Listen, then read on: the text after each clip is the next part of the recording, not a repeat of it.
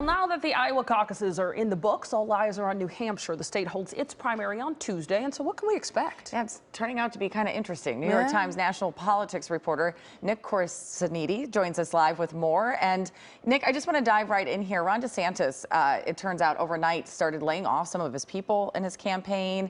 He's now focusing his efforts on South Carolina. How big of a deal is New Hampshire at this point?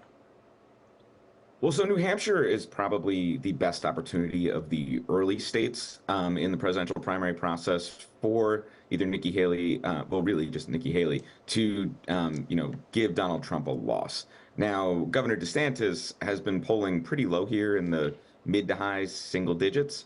So what he did yesterday was he signaled that both his campaign and his super PAC that's supporting him are moving staff to South Carolina.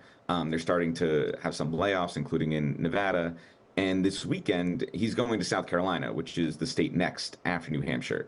But when it comes to the New Hampshire primary, this is a big retail politicking state, meaning you have to be in living rooms, in arenas, in ballrooms to, convince voters that you're their candidate. You have to put in the work. So to see Governor DeSantis leaving New Hampshire in the weekend before the primary kind of signals that he recognizes that this isn't his state to win. Gotcha. And so, Nick, you're saying, right, they need to be in front of these voters. They need to meet and talk to these voters. What are the biggest issues New Hampshire voters care about?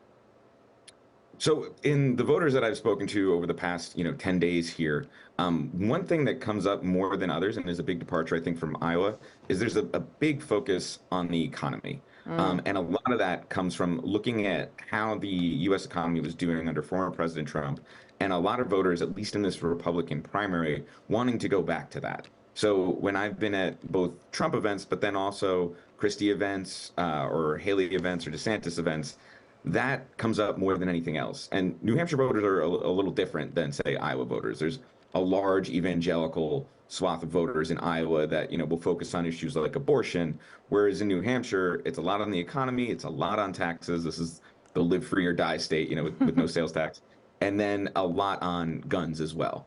So that's kind of more, I think, the issues that will guide this Republican primary in New Hampshire, and of course, everything that comes with former President Trump, be it his legal issues, his past, his record, all of that. Well, that's former President Trump's almost complaining now leading into this as to how the numbers are looking there and that type of thing. And you've reported that Nikki Haley is looking to rebound from Iowa and is focusing on independents, because that's the other difference between Iowa and New Hampshire, is that you can have some of these independents come out. People can register same day. You can vote all day versus just the caucus.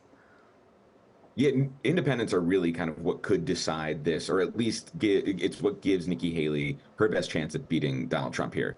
There are more independents who are technically undeclared voters in New Hampshire than there are either registered Democrats or Republicans. So there's about 343,000 independents or undeclareds, and then there's about 270,000 registered Republicans. But those independents are not a monolith. They break down, very interestingly. There's some who might be just extreme libertarians, are drawn to former President Trump, and aren't fans of, the Republican Party and its ties to Washington insiderdom and the rich and things like that. There's plenty of Bernie Sanders supporters within those independents. There's plenty of moderates.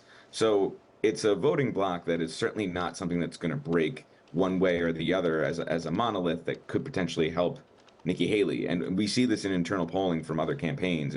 If former Governor Chris Christie, when he got out, his campaign shared their internal polling with me and showed that, he was doing well with moderates, and a majority of his supporters will go to Nikki Haley, but not all of them. There's some who are still undecided. There's some who find her not stridently anti-Trump enough to win their vote, and they might just stay home. So independents are, I think, what make the New Hampshire primary unique and make it really tough to predict. Yeah, I find it also fascinating, too, because all of these primaries and caucuses, there are all these little inside baseball kind of storylines for the candidates. But when you look at the overall picture of the Republican Party, the former president is still leading by substantial amounts. So it'll be interesting to see how those independents and other things kind of come out to maybe look at the general election moving forward. Nick Corasaniti, thank you so much for being with us. We really appreciate it this morning. Thanks for having me. All right.